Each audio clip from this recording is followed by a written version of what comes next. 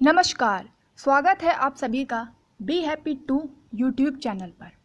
हमारा उद्देश्य है precaution is the best way to be safe. सावधानी से ही किसी भी समस्या से बचा जा सकता है, लेकिन सावधानी बरतने के लिए हमें उसके विषय में पूर्ण जानकारी होना भी आवश्यक है।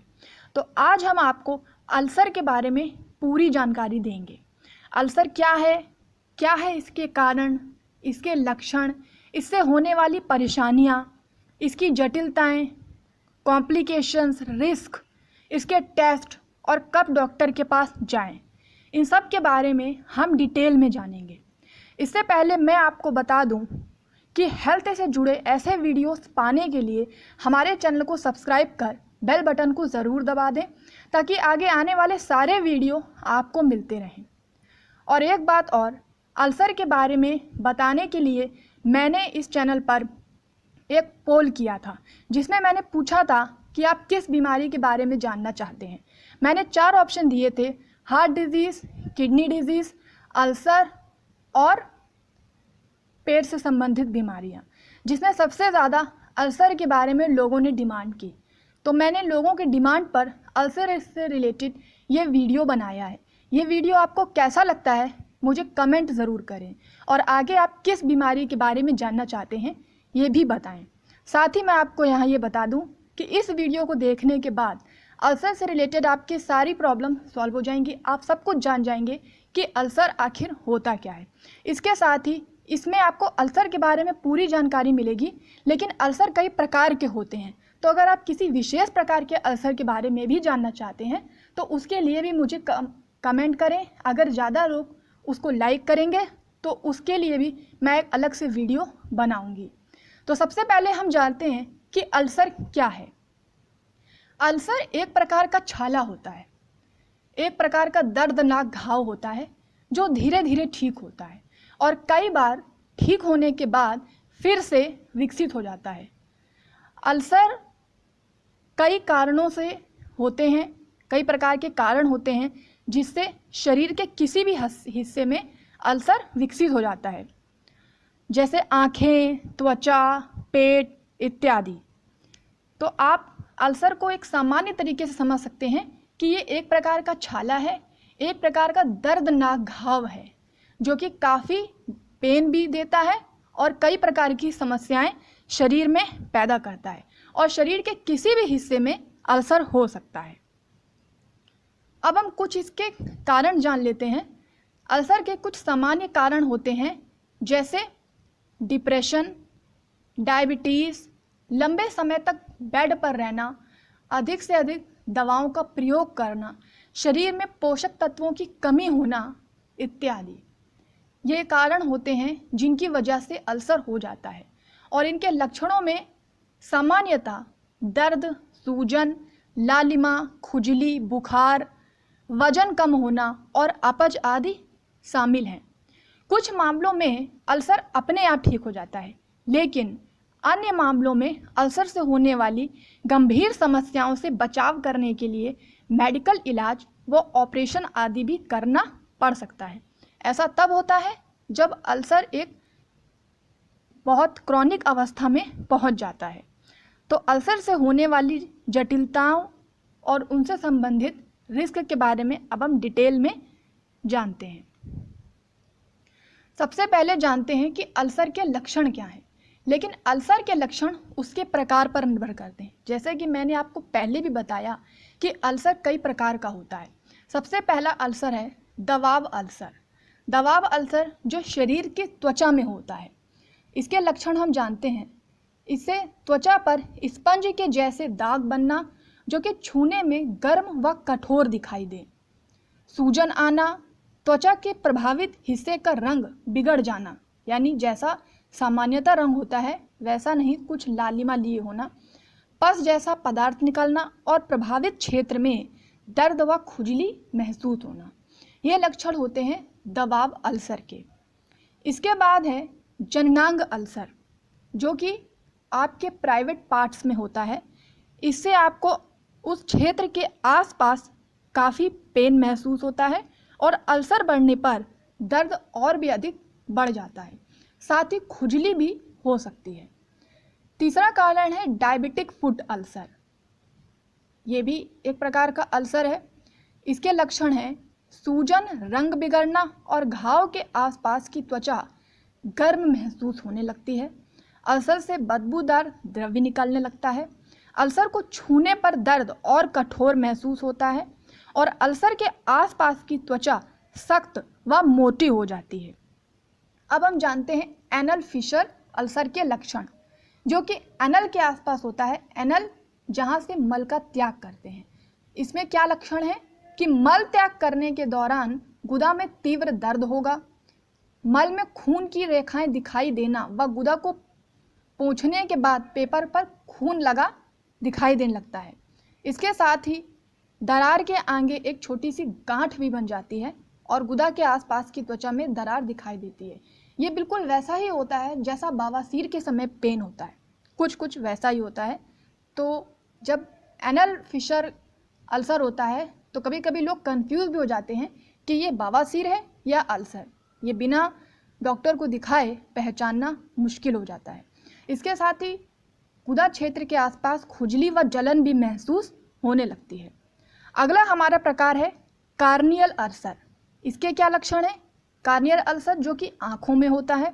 इससे आँखों से पानी आना, आँखों में खुजली होना, आँख से पस जैसा द्रव्य निकलना, आँख लाल हो जाना, आँख में जलन और चुभन महसूस होना और रोशनी के प्रति संवेदनशील हो जाना, ये लक्षण होते हैं कार्नियल अल्सर के। इसके बाद है मुंह के अल्सर और अफसोस अल्सर के लक्षण। इसका एक ही मतलब है। मुंह का अल्सर बहुत कॉमन है, बहुत लोगों को होता है। ज़्यादातर जो अल्सर होता है वो मुंह का और पेट का ही होता है। तो हम इसके लक्षण जानते हैं। मुंह के अल्सर के लक्षण क्या हैं कि मुंह के अंदर की त्वचा में एक या अधिक दर्दनाक घाव बन जाते हैं। चबाने व दांतों को ब्रश करने पर भी पेन होता है। घाव के आसपास की त्वचा में सूजन हो जाती है। अधिक नमकीन, मसालेदार व खट्टे खाद्य पदार्थ खाने पर मुंह में तकलीफ महसूस होने लगती है और भूख भी नहीं लगती। ये सारे लक्षण हैं मुंह के अल्सर के। इसके बाद है पेप्टिक अल्सर। पेप्टिक अल्सर जो कि पेट में होता है। इसके क्या लक्षण हैं? पेप्टिक अल्सर होने पर जी मिचलाता है, भूख कम लगती है या कभी ज़्यादा भी लगती है। इसके साथ ही साथ मल से खून आने लगता है और मल भी आसानी से नहीं साफ होता है। शरीर का वजन कम होने लगता है। ये सारे कारण होते हैं और इसके साथ ही इसमें उल्टी और अपच की भी समस्या होने लगती है पेप्टिक अल्सर में। इसके बाद वेनस अल्सर। वेनस अल्सर के लक्षण हैं अल्सर के आसपास की त्वचा का रंग बिगड़ जाता है या काले रंग का हो जाता है। ये बहुत कॉमन लक्षण है जो ज़्यादातर अल्सर में होता है। टखने में सूजन आ जाती है। अल्सर के आसपास की त्वचा सख्त हो जाती है और इससे आपकी टांग कठोर हो जाती है। टांग में भारीपन महसूस होने लगता है। टांगों में दर्द व सूजन होने लगती है। टांग की त्वचा पपड़ीदार व लाल हो जाती है और टांगों के अंदर की नसों में सूजन हो जाती है और उसका आकार बढ़ जाता है। ये होते हैं वेनस अल्सर के लक्षण। और उसके बाद एक और प्रकार है अल्सरेटिव कोलाइटिस के लक्षण। ये भी एक प्रकार का अल्सर है। इसका नाम आपने सुना होगा। इससे पेट में आवाज़ आती है, पेट में दर्द होता है, मल के साथ खून आता है, बुखार होता है, दस्त होने लगते हैं, मलाशय क्षेत्र में पेन होने लगता है, कुपोषण यानी शरीर बहुत कमज़ोर हो जाता है, वजन भी कम हो जाता है। ये अल्सरेटिव कोलाइटिस अल्सर बहुत सामान्य बीमारी है। बहुत लोगों को अल्सर जब होता है तो इसी प्रकार का होता है अल्सरेटिव कोलाइटिस। अगर इसके बारे में आप पूरा डिटेल्ड वीडियो चाहते हैं तो कमेंट ज़रूर करें। अब हम जानते हैं कि डॉक्टर को कब दिखाना चाहिए, यानी ऐसा क्या हो जब हमें समझ में आए कि हमें डॉक्टर के पास जाना चाहिए। यदि आपके शरीर पर कहीं पर कोई भी अल्सर बन गया है जो कुछ दिनों से ठीक भी नहीं हो रहा है, तब आपको डॉक्टर के पास जाना चाहिए। इसके लिए आपको क्या देखना चाहिए? क्या आपके अल्सर से खून निकल रहा है, अल्सर से द्रव्य निकल रहा है, उल्टी के साथ खून आ रहा है, या मल त्याग करते समय भी ब्लड आ रहा है, या खाना खाने के बाद आपको शरीर में पेन हो रहा है। तो ये कई कारण होते हैं जिसे आप समझ सकते हैं कि आपको अल्सर जैसी समस्या हो गई है और अब आपको डॉक्टर के पास जाना चाहिए। अब हम जानते हैं अल्सर के प्रकार और उसके कारण। अल्सर के प्रकार के अनुसार ही उसके विकसित होने के अलग अलग कारण होते हैं। जैसे पहला है दबाव अल्सर, इन्हें बेड अल्सर या बेड सोर्स भी कहते हैं। दबाव अल्सर त्वचा व उसके नीचे के ऊतकों को होने वाली क्षति होती है।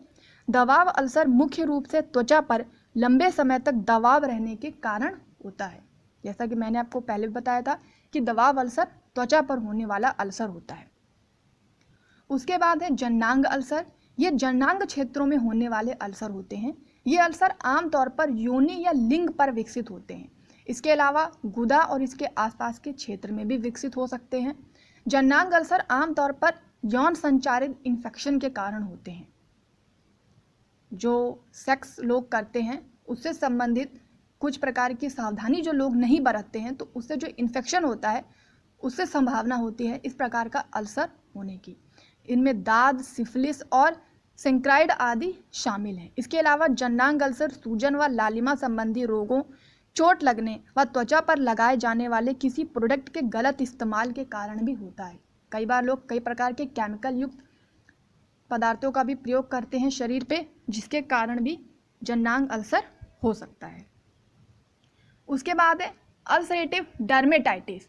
यह त्वचा संबंधी एक प्रकार का विकार है जिसमें बैक्टीरिया विकसित होने लग जाते हैं और ये अक्सर त्वचा पर चोट आदि लगने से शुरू होता है। फिर है एनल फिशर अल्सर। यहाँ गुदा के आसपास या मलाशय के भीतर किसी प्रकार की दरार या छेद को एनल फिशर कहते हैं। एनल फिशर आमतौर पर बड़े आकार के या कठोर मल निकलने के कारण होता है। लंबे समय तक कब्ज यानी कॉन्स्टिपेशन रहना और बार बार दस्त होना भी इस प्रकार के अल्सर होने का मुख्य कारण होता है। कॉन्स्टिपेशन से रिलेटेड अगर आप डिटेल में वीडियो चाहते हैं तो हमारे चैनल पर पहले से ही वीडियो है, आप देख सकते हैं। पेट से संबंधित आपको कई प्रकार के वीडियो हमारे चैनल पर मिल जाएंगे।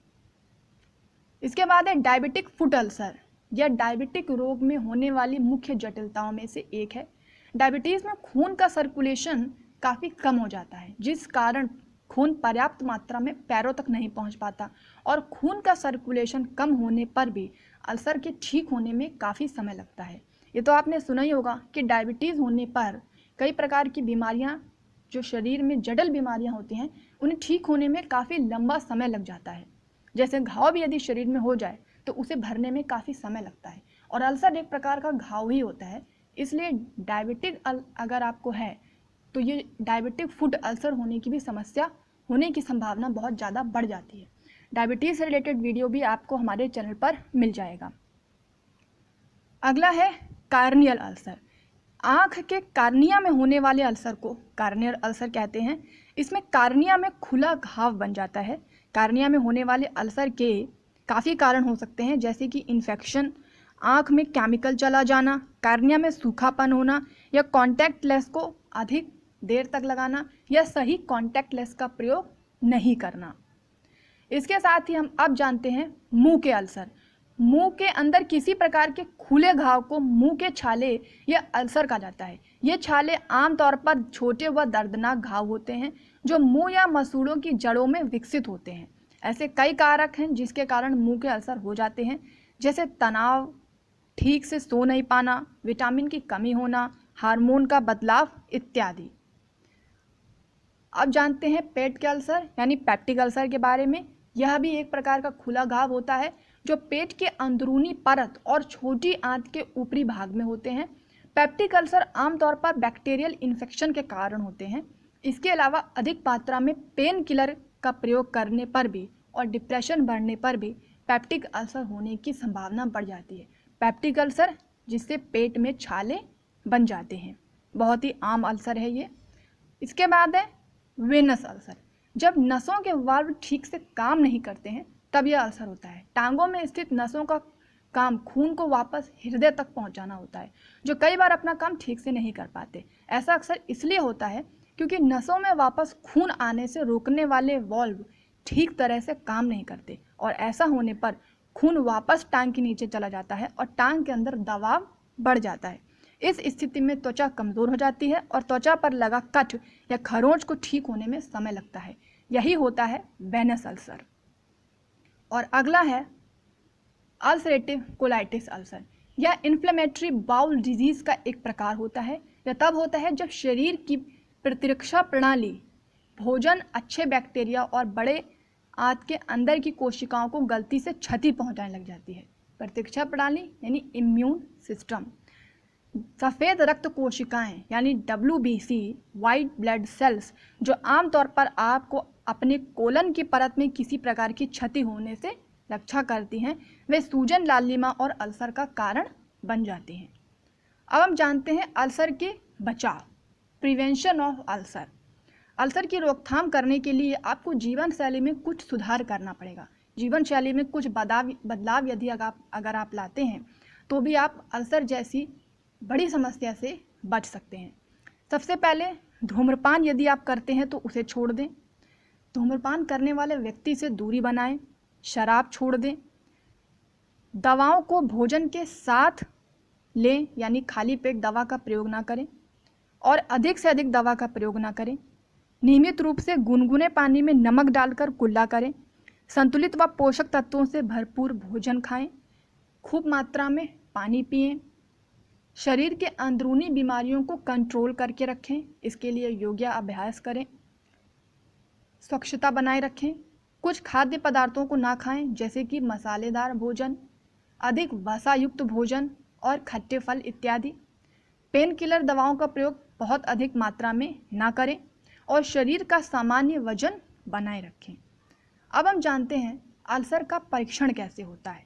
Diagnosis of ulcer. अल्सर की जांच करने के लिए डॉक्टर आपके लक्षणों के बारे में पूछेंगे और उसके बाद आपका शारीरिक परीक्षण करेंगे। यदि डॉक्टर को लगता है कि आपको पेप्टिक अल्सर हो गया है तो वे आपके पेट को छूकर देखेंगे और आपसे पूछेंगे कि कहीं पेट में दर्द, पेट फूलना या पेट को छूने पर दर्द जैसी कोई समस्या तो नहीं हो रही। इस दौरान डॉक्टर आपको स्टेथोस्कोप उपकरण की मदद से पेट में आ रही आवाज़ों के बारे में भी पता कर सकते हैं। जांच के दौरान कई प्रकार के टेस्ट भी डॉक्टर लिख सकता है, जैसे कि एंडोस्कोपी। एंडोस्कोपी प्रक्रिया में एक पतली, लंबी व लचीली ट्यूब का इस्तेमाल किया जाता है जिसके एक सिरे पर कैमरा लगा होता है। इस ट्यूब की मदद से पेट व आंत के अंदरूनी परत की जांच की जाती है। इस उपकरण की मदद से अंदरूनी त्वचा से सैंपल के रूप में टुकड़ा भी निकाला जा सकता है। इस प्रक्रिया को बायोप्सी कहते हैं। इसके अतिरिक्त बेरियम एनीमा, ये भी आपको टेस्ट लिख सकते हैं। यह एक गाढ़ा द्रव्य होता है जिसकी मदद से एक्सरे में और भी साफ छवि बन जाती है। डायबिटीज़ की जांच करने का भी टेस्ट डॉक्टर लिख सकता है। यदि अल्सर ठीक नहीं हो रहे हैं तो यह समस्या डायबिटीज़ से जुड़ी हो सकती है। डॉक्टर आपके डायबिटीज़ की जांच करने के लिए blood sugar test, fasting blood sugar test या HbA1c टेस्ट आदि भी लिख सकते हैं।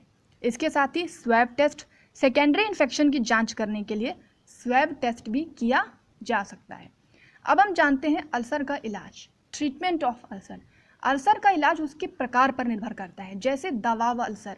दबाव अल्सर की स्थिति में नियमित रूप से पोजीशन बदलना, दबाव कम करने के लिए विशेष प्रकार के गद्दों का उपयोग किया जाता है। इसके साथ ही क्रीम आदि लगाने पर भी अल्सर को ठीक किया जाता है और प्रेशर अल्सर के इलाज के लिए भी बहुत इम्पॉर्टेंट एक प्रक्रिया होती है। कुछ गंभीर मामलों में दबाव अल्सर को ठीक करने के लिए ऑपरेशन करना पड़ सकता है, लेकिन ऐसा बहुत कम होता है। इसके साथ ही आप जानते हैं जननांग अल्सर को कैसे ठीक कर सकते हैं। जननांगों में होने वाले अल्सर का इलाज करने के लिए अक्सर एंटीबायोटिक दवाओं का कोर्स दिया जाता है और एंटीबायोटिक दवाओं की मदद से यौन संचारित संक्रमण को खत्म कर दिया जाता है, जिससे अल्सर ठीक हो जाता है। अब जानते हैं डायबिटिक फुट अल्सर। यदि दबाव को कम करने के लिए उचित इलाज करने के बाद भी अल्सर ठीक नहीं हो रहा है और इन्फेक्शन लगातार बढ़ रहा है, तो इस स्थिति का इलाज करने के लिए डॉक्टर अल्सर एंटीबायोटिक, एंटीप्लेटलेट और एंटीक्लोटिंग दवाएं देते हैं अल्सर को ठीक करने के लिए। ऐसी स्थिति में ऑपरेशन करने की आवश्यकता बहुत ही कम पड़ती है। एनल फिशर अल्सर, जो कि 6 हफ्तों से भी अधिक समय तक नहीं रहता है। एक्यूट एनल फिशर एक आम समस्या है और घरेलू उपायों की मदद से भी ठीक हो जाती है। क्रॉनिक एनल फिशर आमतौर पर 6 हफ्तों से ज़्यादा समय तक नहीं रहता और इनका इलाज करने के लिए कुछ मेडिसिन और ऑपरेशन कभी कभी करना पड़ जाता है। ऐसे में खूब मात्रा में पानी पिएं और फाइबर से भरपूर युक्त भोजन का भी सेवन करें, जो आपको काफ़ी हेल्प करेगा एनल फिशर अल्सर को दूर करने में। अब जानते हैं मुंह के अल्सर के बारे में। ऐसे स्थिति में डॉक्टर ऐसे माउथ वॉश का उपयोग करने के लिए कहते हैं जो अल्कोहल से मुक्त हो और उनमें क्लोरेक्सिडिन ग्लूकेनेट नहीं होता है। और इसके अलावा डॉक्टर स्टेरॉयड माउथ वॉश या मलहम लगाने के लिए भी कह सकते हैं। हल्के गुनगुने पानी में थोड़ा सा नमक डालकर नियमित रूप से कुल्ला करने पर भी मुंह के अल्सर में आराम मिलता है।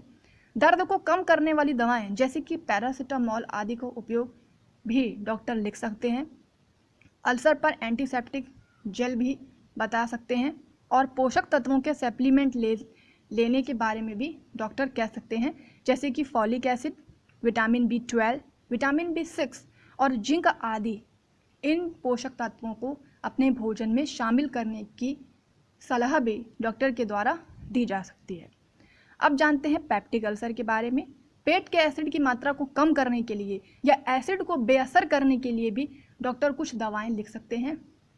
और यदि पेप्टिक अल्सर दवाओं से ठीक नहीं हो और कई प्रकार के कॉम्प्लिकेशन पैदा करे, जैसे कि पेट के अंदर खून बहना, तो ऐसी स्थिति में इलाज करने के लिए डॉक्टर ऑपरेशन भी कह सकता है। अब जानते हैं अल्सरेटिव कोलाइटिस अल्सर के बारे में। इसके इलाज में मुख्य रूप से दवाएं, आहार में बदलाव और सर्जरी प्रयोग की जाती है। दवाओं में एंटी इन्फ्लेमेटरी दवाएं, इम्यून सिस्टम को दबाने वाली दवाएं और कॉर्टिकोस्टेरॉइड दवाएं आदि शामिल होती हैं। इसके साथ ही एंटीबायोटिक दवाएं, पेन किलर दवाएं और दस्त की रोकथाम करने वाली दवाओं का प्रयोग भी कभी कभी डॉक्टरों के द्वारा किया जा सकता है। कुछ मामलों में अल्सरेटिव कोलाइटिस को हटाने के लिए ऑपरेशन करने की संभावना होती है।